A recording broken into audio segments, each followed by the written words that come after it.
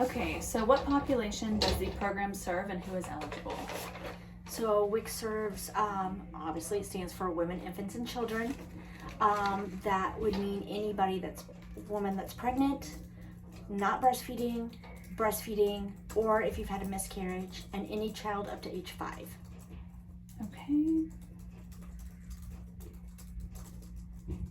And then what are the challenges to providing service?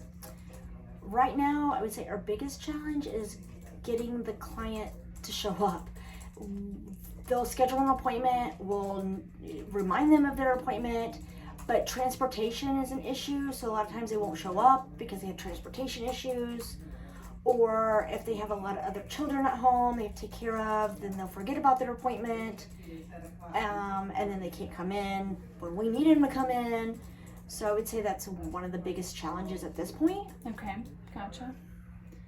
Are nutrition education services provided? If they are, what are the modes used, like pamphlets, in-person classes? Yeah, so that's part of the core of the program.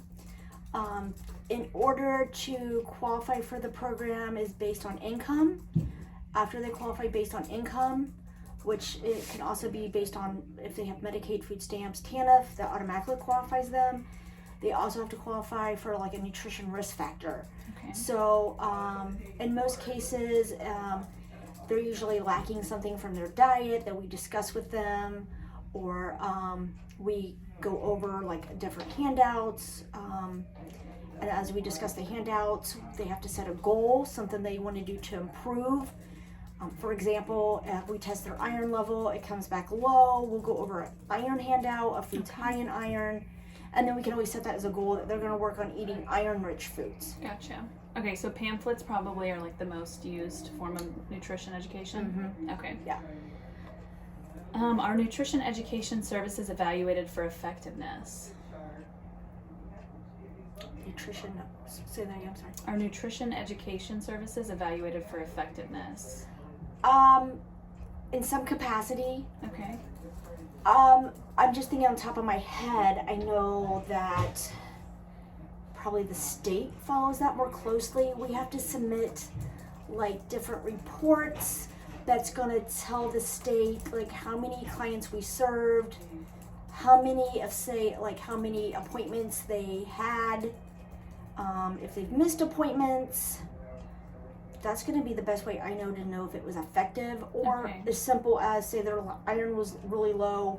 We brought them back in a month. We checked their iron. It was improved. Okay. We reviewed, are you eating these foods? And they say yes. Gotcha. Okay.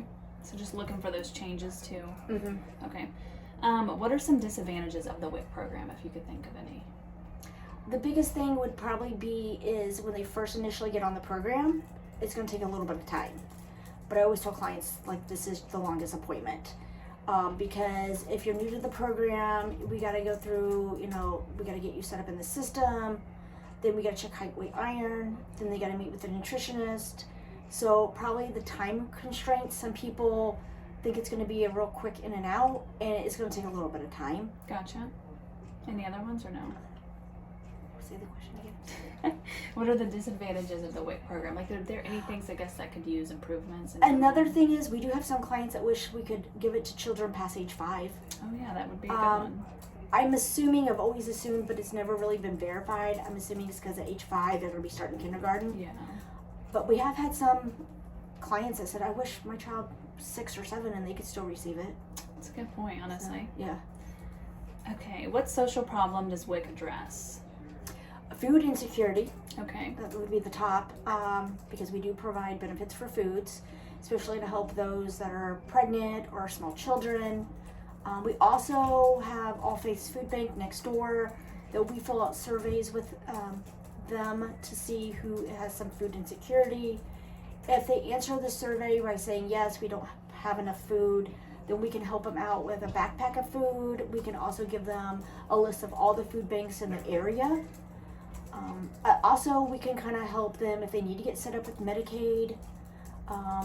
Oh, nice. We can, all faiths will do Medicaid and food stamps. They will set up applications and help them with that, but it's by appointment only. Okay. So it's helping also with primary care next door. If they need any kind of medical services, needing to find a doctor, we can just refer them right next door. Oh, good. And we have okay. a dental clinic, so if they need dental services too. Where is the dental clinic? Dental clinic is over at Baldwin.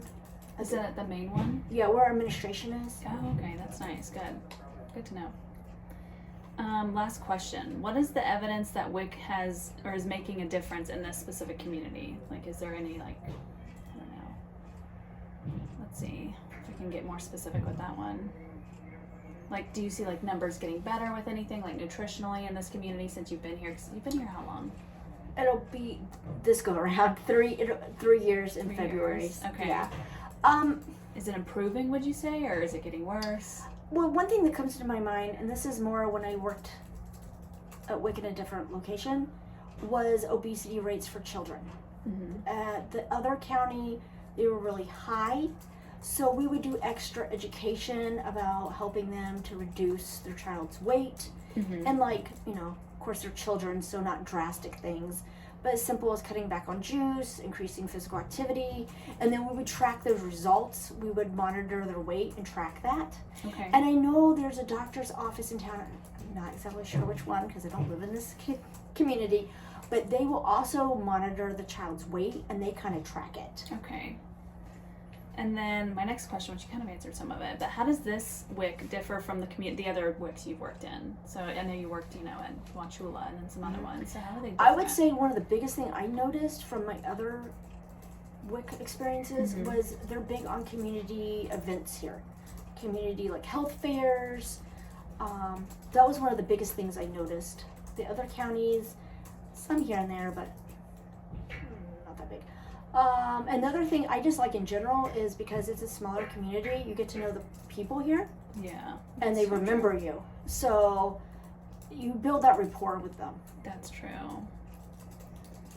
All right. Well, that's the questions I have for you. Thank you for your time. Okay.